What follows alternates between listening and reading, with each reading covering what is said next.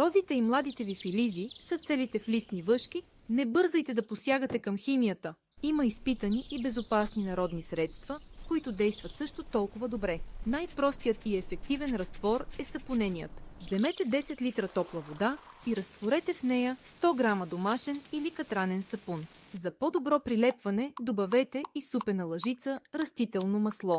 Разбъркайте старателно и напръскайте засегнатите растения, като обърнете специално внимание на долната страна на листата.